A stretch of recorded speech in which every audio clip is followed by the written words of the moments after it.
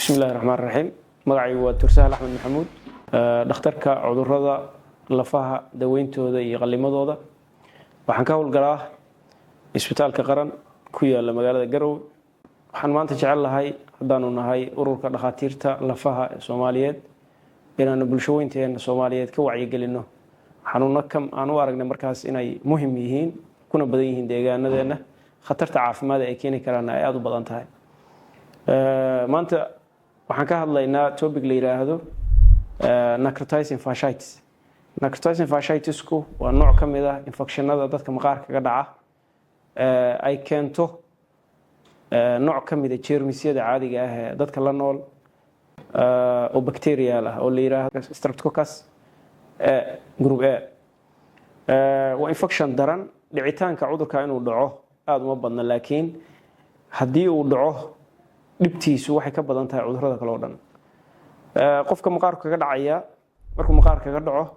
waxa ay keenaysaa maqaarkii iyo xuub ka sareeyay ku dhacaysa dabadeedna waxay u gudbaysaa murqihii xubabkoodii xididadii ilaa baruurta ka hooseysa maqaarka sidaa darteed xanuunkaas fiditaankiisu si degdeg ah weeye waxa dhici karta inuu qofka far kaga dhaco amaba uu lugta kaga dhaco ama meel jirkiisa ka mid ah uu kaga dhaco waxay keenaysaa in si degdeg ah xanuunkii uu faafo xanuunkan calaamadihiisa waxaa ka mid ah qofkii in uu qandho yeesho xumad tiro badan wuxuu yeelanayaa oo kaleeto meeshii nabarka uu ka soo gaaray oo kale ama maqaarka meesha ka sameeyay oo kale inay guduudato gudud ziyaado ah oo qofka haddii qof cas uu yahayna isla markii ka muuqanaysa hadduu madow yahayna qofka laga dareemayo xanuun iyo laxaw tiro badan oo qofkii lugtii ka qabanaya iyo meesha ay kaga dhacday qofkii oo raaxo darro badan dareemaya daal tiro badan qofkii awoodi karin xitaa inuu socdo barar ziyaado ah oo xubintii ay kaga dhacday markaas ay ku badanayso xanuunkan sida uu ku imaan karo waxa weeyaan qofka haddii la qalo oo kale oo dhaawacyo qaliinkaas uu keenay oo kale qofka uu leeyahay oo kale waa mid ka mid ah waxyaalaha ay ka bilaabanayso dhaawacyada noocaas kale oo surgical wounds ama meelaha dhaawacyada ah ama hal qala qofkii ama wax kale ha gaaraan taas waa qodob waxay kale ku keeni kartaa qofka inta badan hadii ay xabada ku dhacaan oo kale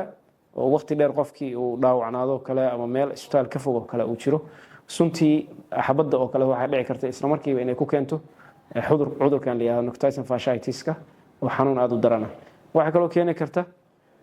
qofka soo jid maray oo kale inay wax shab material mudaan ama cirbad muddo ama sakiin jeexdo ama wuxun jeexaan dadka qaybtooda oo kale dadka sonkorta qabo oo kale iyaga laftirkooda oo kale iyo kuwa difaacooda aad u hooseeyo oo kale iyagana waxay ku keeni kara difaac yardaas oo kale waxay ku keeni kartaa dhibta weyn haddii aan u nimaadno qaabka daweyntiisa qofka waxa la yiraahdaa waa mid ka mid ah waxyaalaha top emergencies-ka ah ee orthopedic macnaheedu cudurrada lafaha waxyaalaha emergency-ga ah ee ugu waaweyn mid ka mid ah weeyaan 10 cudur mid ka mid ah weeyaan oo loo baahan yahay si dhaqso ah in loo xalliyo sidaa darteed qofka markii koowaad oo la arko hadiiba la garto cudurka inuu necrotizing fasciitis yahay waxaa muhiim ah in si hore shaqo loogu qabto qofkii xumadii laga joojiyo baaritaan degdeg loo diro antibiotic ama qalajiyaal xididka la siiyo xanuunkii laga baabi'iyo xubintii uu ku dhacay haday lug tahay iyo haday gacan tahayna barkin loo geliyo kor lugta loogu taago hadii 24 saac ama 8 saac wax ka yar oo kale ay qandhadii iyo xumadii xanuunkii ku yaraan waayo oo la arko xanuunku inuu sii fidayo wuxuu u baahnaanayaa si degdeg ah qofkii in meeshii xanuunka kaga dhacay oo kale ama meel saran ha ahaato furan ama meel xiran ha ahaato xanuun ka jiro in la furo oo ay u baahato qaliin si looga nadiifiyo magaranaysa jeermiska loo yareeyo deetana waxa weeye daawooyin baa loo bilaabayaa ama kuwii hore u socday baa loo sii wadaya taasi marka waxay dadajinaysaa qofkii hadii si hore loo garto xanuunka hadii aan qofkii dawadiisii iyo waqtigeedii iyo shaqada qabashadeeda ay dib u dhacdo kale wuxuu keeni karaa cawaaqib xumo keeni karta qofka xubintiisa inuu waayo haday gacanta kaga dhacdo oo kale waxa dhici karta gacanta qofka in hadda laga gooyo hadii ay lugta kaga dhacday saas oo kale in lugta laga jaro far qofka iyadoo uga dhacdo waxa dhici karta marka qaybto ilaa caloosha inay tagto waxa la yiraahdaa halkii saac oo kale waxay socotaa baa la yiraahdaa 1.5 inji oo kale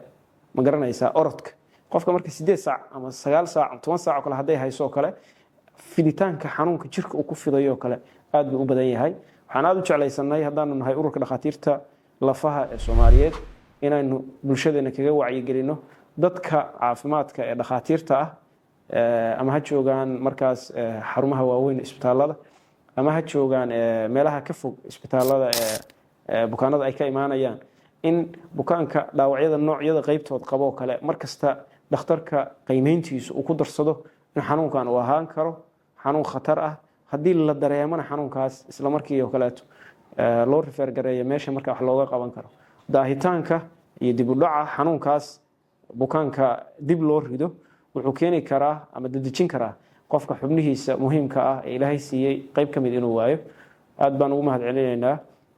bulshooyinka Soomaaliyeed waxaan aad u rajaynaynaa insha Allah in wacyigelinteedaas la qaadan doono ay noqon doontana dhaxal reeb bulshada Soomaaliyeed wax badan oo ma garanaysa cudurka ku saleysan insha Allah isla fahmi doono intaas aan ku soo koobaynaa. Assalaamu calaykum waraxmatullaahi wabarakaatuh.